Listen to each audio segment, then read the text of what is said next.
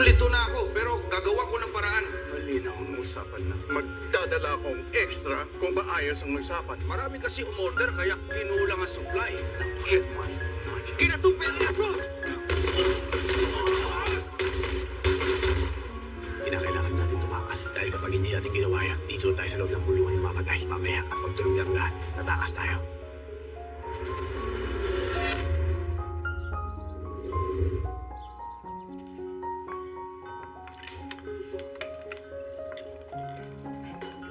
Ate Olga, upo na po kayo para makakain na kayo. Ay, di, sige, hintayin na natin sila. Sige po.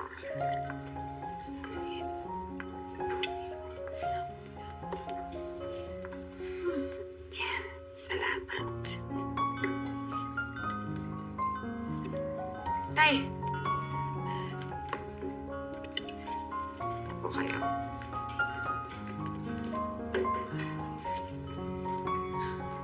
Wow! Bagay sa inyo. Salamat. Andyan na yung asawa mo. Mainit ang ulo. Monique, kausapin mo asawa mo. Tingnan mo kung may maitutulong ka. Ah, sige po. Sige po.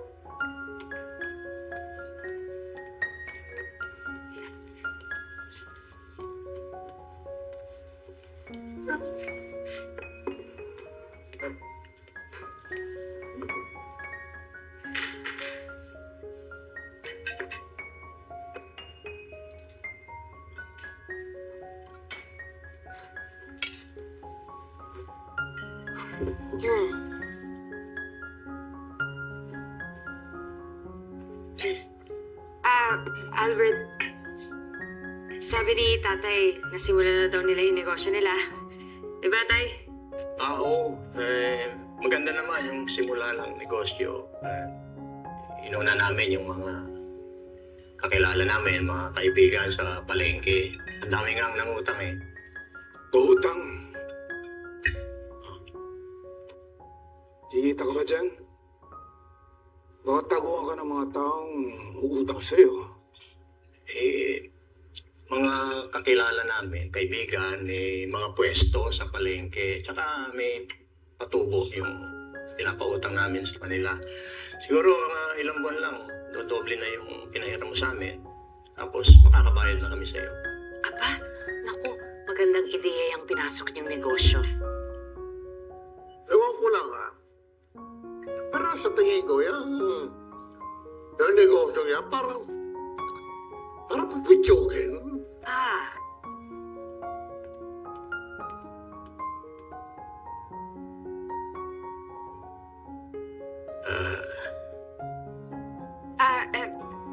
Albert, ikaw, kamusta yung negosyo mo? I don't want to talk about it. No. Let's not talk about it. Kasi, ano ba kasi nangyari? Kasi, papansin ko medyo parang mainit yung ulo mo. Baka naman may maitulong ako. At nandito lang ako pag Manit. Manit. Hindi mo maintindihan ito. Oo nga, pero di ba sabi mo rin sa akin na bibigyan mo ako ng negosyo. At siguro ito na yung pagkakataon para may matutunan ako, di ba? Kasi kayang-kaya ko naman yun sigurado. Enough!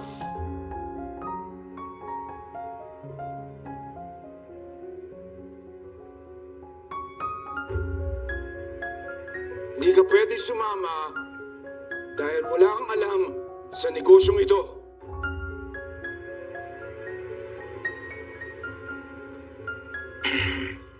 Alberto, mawalang galang na mataas ang respeto ko sa iyo.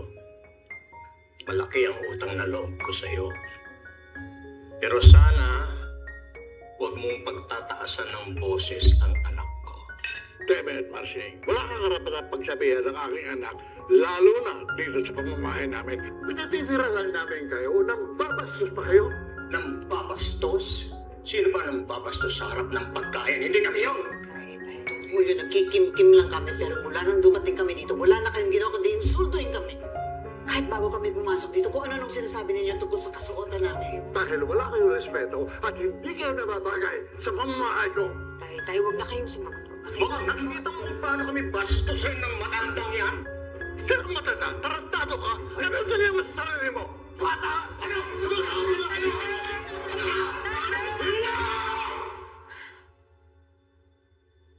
Enough!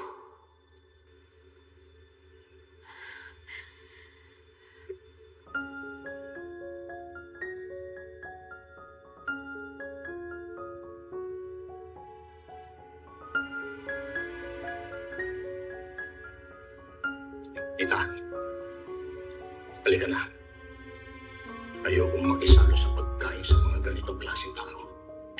Ay, huwag po kayong umalis. Pwede naman natin pag-usapan ng maayos to. Olga!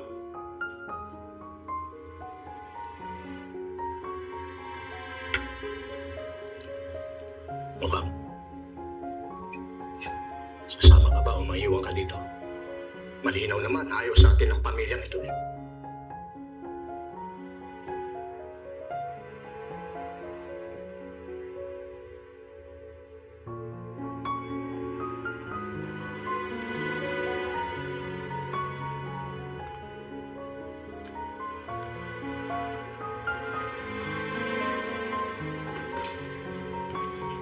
Excuse me po.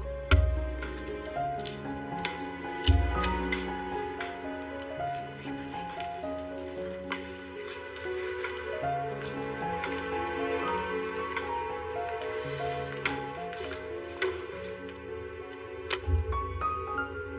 Pa, kanin.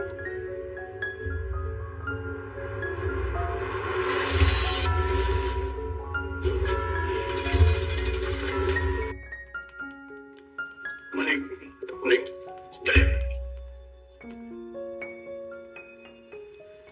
Sorry, nagkamali ako. Hindi ko dapat nilalang lahat ng problema ko ang galing sa trabaho. Nadala lang ako ng emosyon ko. Humingi rin ako ng dispensa at napagtaasan kayo ng boses ni Papa. Hindi lang naman yung pagtaas ng boses niya ang problema eh. Mula nung dumating kami dito, inaalipustanan niya kami, minamaliit. Bakit? Dahil mahirap kami? Dahil sa tingin niya, hindi kami nababagay sa mundo ninyo? Buong buhay namin, mahirap kami at inaalipusta. Akala namin paglipat namin dito magiging maayos ang lahat dahil pamilya na kami. Pero yung tatay mo, tingin sa amin parang basura. Dispensa po. Tama kayo, hindi kayo dapat minamaliit ng kahit sinong tao. Tama rin kayo, dahil pamilya kayo. Dapat maayos ang trato namin sa inyo. Ako nahingi ng pasensya. Ako nahingi ng sorry sa inyo.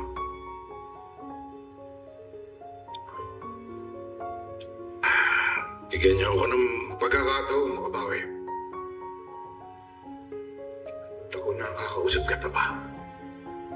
Ikaw, Alberto, naintindihan ka namin. Pero yung tatay mo, kahit anong kausap ang gawin mo dyan, walang mangyayari. Malinaw naman. Sa kilos niya, sa salita niya, sa tingin niya sa amin.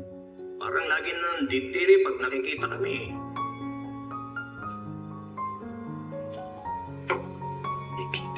Tay.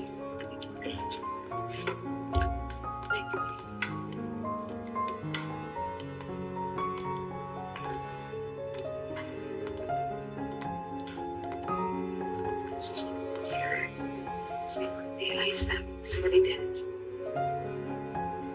Kaya mo ako naman kakausap sa kanila. Tapos ikaw na lang kumusap sa pamilya mo. Pasensya ka naman sa nangyari.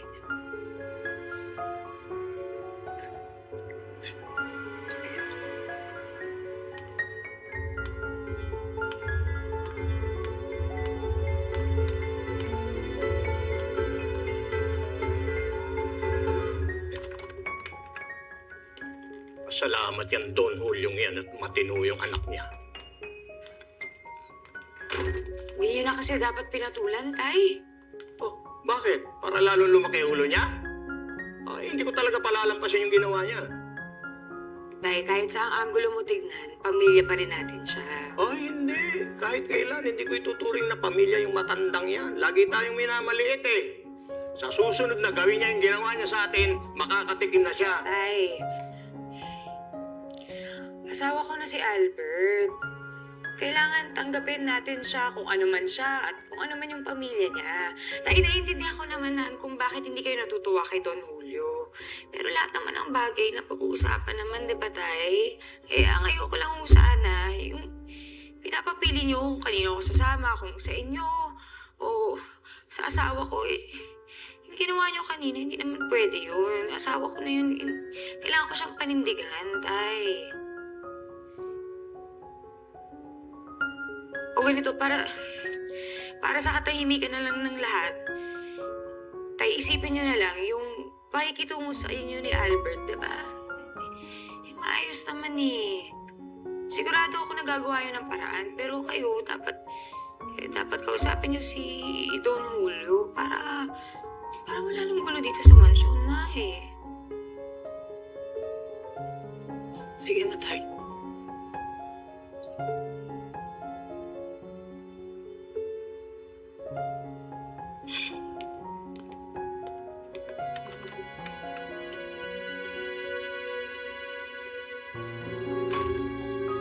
Talagang punong-puno na ako dyan sa mag-asawa yan. Napakalaking kalat dito sa bahay.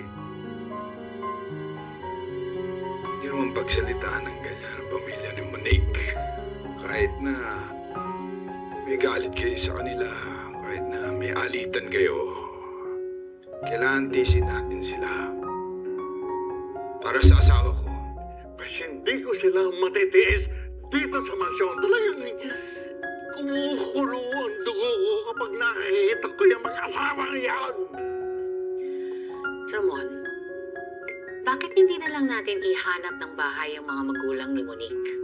Marami akong makikitang malapit lang dito. Kung ayaw talagang mawalay ni Monique sa mga magulang niya. We'll get there, pero hindi ako papayag na umalis sila. Pamilya na natin sila. Dito sila titira. Pues umayag sila. Kung gusto nilang tumira dito sa pamamahay ko. No, kakausapin ko sila, Papa. Pero sana makipag-ayos kayo sa kanila.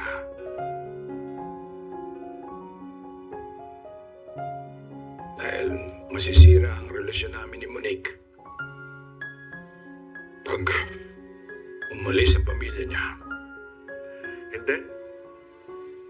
Hindi ako magpapakumbaba. Ako pa rin ang nagtaguyod ng pamilyang ito. Tandaan mo yan, Ramon. At hindi pa ipinapanganak ang taong magpapalahod sa akin. Opo, Papa. Alam ko, naiintindihan ko. Pero, pakiusap lang. Sana pagbigyan niyo ako dito.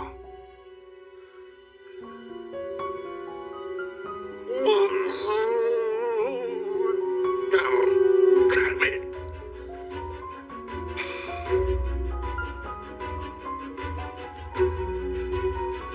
Salamat, Papa.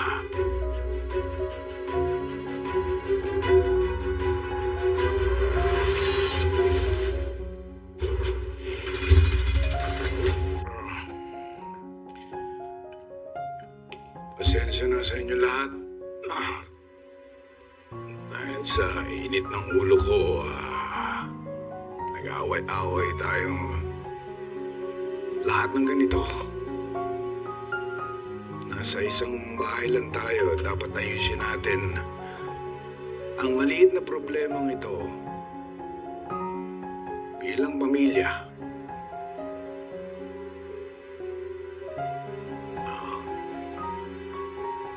Sana naiintindihan ninyo na may mga patakaran kami dito sa pamamahay namin. Sigurado meron din kayo sa inyo. No? Dito sa amin, nirerespeto namin ang privacy ng bawat isa.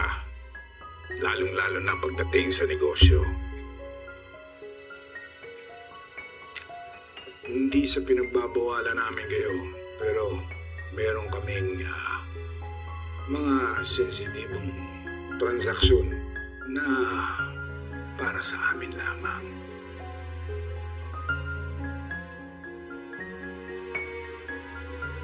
Aba, pag-usap lang. Sana hindi nyo na sila mamalitin. Kahit anong mangyari.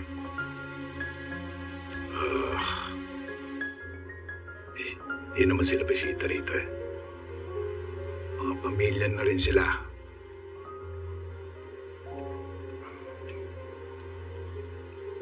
Iparamdam natin sa kanila na welcome sila dito.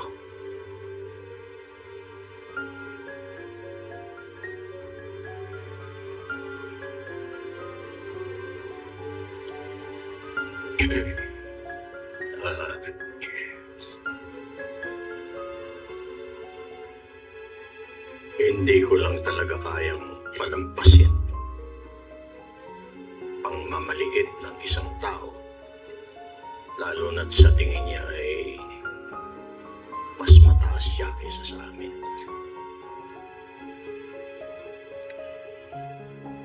Ayoko lang talaga ng mga taong pakialamero.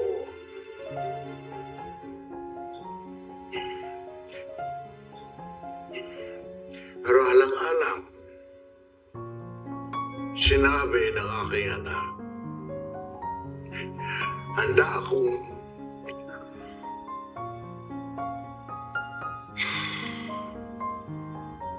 makipagkayo sa inyo. Hindi nga naman tama na lalaitin ko kayo, mamalitin, ano man ang inyong ayos at pag-uugali. Alberto, salamat at naiintindihan mo kami. Pasensya na sa tono namin. Pero nasaktan talaga kami nung pinaghigpitan kami ng pamilya mo. At pasensya na rin kayo. Pinaghipitan namin kayo noon kasi medyo naging masyado kayong pakialamero. Pero tapos na yun. Ngayon nagkakaintindihan na tayo. Sana hindi na tayo magka-problema, hindi ba?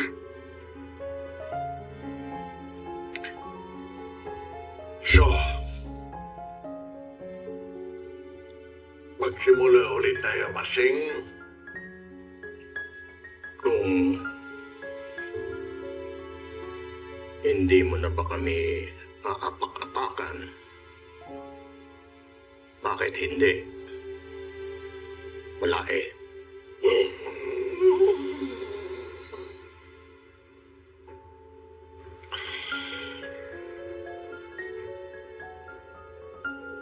sige, Marcel. Ayan. Nagkakasundo na tayo. Hindi ba masaya? Sana sa susunod, hindi na tayo mag-away-away para buo ang pamilya, katulad ng gusto ni Albert. Malaking pamilya na tayo. Respeto lang sa isa't isa. Sigurado, wala na tayong problema.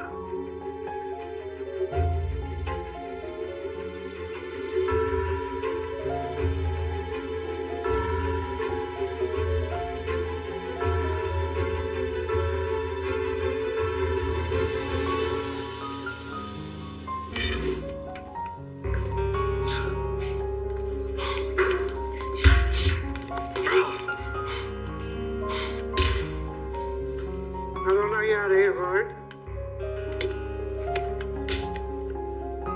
Pasensya ka na, Angkong. Alam ko magagalit ka sa ginawa ko. Wala ko ibang paraan eh. tinobol cross ko si Salazar. Hindi ko binigay ang droga. Kinuha ko pera. Gago ka ba? Kilala mo si Salazar? Babalikan tayo nun. Babalikan tayo nun. Yun nga eh. Mukha napuruhan ko yung anak ni Salazar. Angkong, mas takot ako kay Ramon kaysa kay Salazar. Siguro naman maintindihan mo ko sa ginawa ko. Let us deal with Salazar later. Ang importante ngayon, mabayaran natin si Ramon.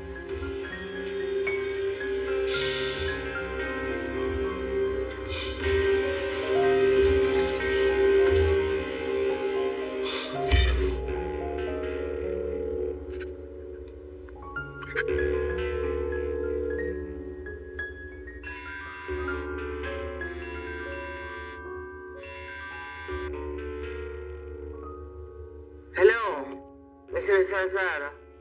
Tulungan mo ako. Ano nangyari? Tinaidor ako ng kanegosyo. At pinatay niya ang aking anak. Kung may paliligpit ka, sa akin na. Iganti mo ko. I don't care how much it cost. Patayin mo ang lahat ng mga membro ng Red Phoenix. Red Phoenix? Malaking sindikato yan, ah. Sige. Pero hindi maliit na halaga ang hihingin ko sa'yo. I don't care how much it will cost me. I just want them all dead. Ako bahala.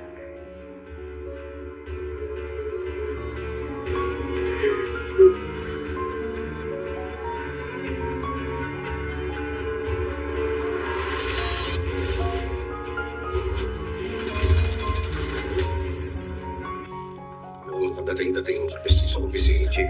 Malatukan, Maka Santos. Yes, sir. May bago tayong trabaho. Tingnan nyo na. Kapag ka maganda ang trabaho, sunod-sunod ang kliyente. Ayos yan, Chief. Mapapabilis pagyaman natin. Bilis na retiro. Chief, sino gagawin? Ang Red Phoenix. Red Phoenix? Chief? Chief, malaking sindikato ang mga yan. Mafia. Baka mamaya mahirapan tayo, hindi natin mabangga. Napasubo na ako eh. Malaking halaga. Isa pa, gustong-gusto ko na talagang tapusin yung Red Phoenix na yan nang mabawasan ang salot dito sa lipunan. Magkano? 100 milyon. Oh, 100 milyon. Huwag malakasan. O hindi dapat basta-basta utusan natin dyan, Chief. Mafia yan, Chief. Kakayanin ba natin? Kaya natin. Teka, Chief, sino gagawa? Si Tanggol at ang grupo niya. Si Tanggol. Baguhan yan sina Tanggol. Hindi ubra, Chief.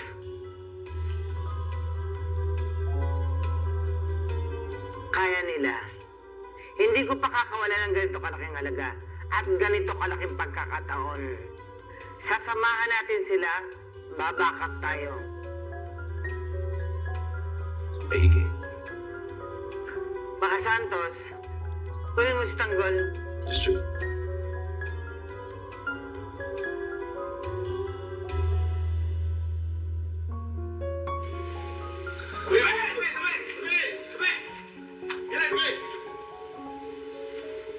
Oh, Tanggol.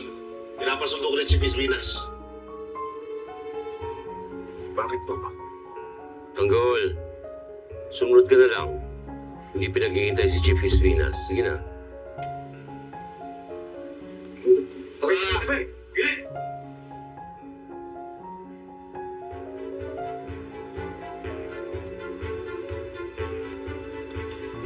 Sabi ko magsusunod-sunod na yung pag-uutos ni Chief Espina sa kanyang pumatay. Hindi Dapat tumanggi na lang siya. Hindi pwedeng tumanggi si Tanggol. Dahil kapag tumanggi siya, buhay niya o buhay natin ang magiging kapalit nun.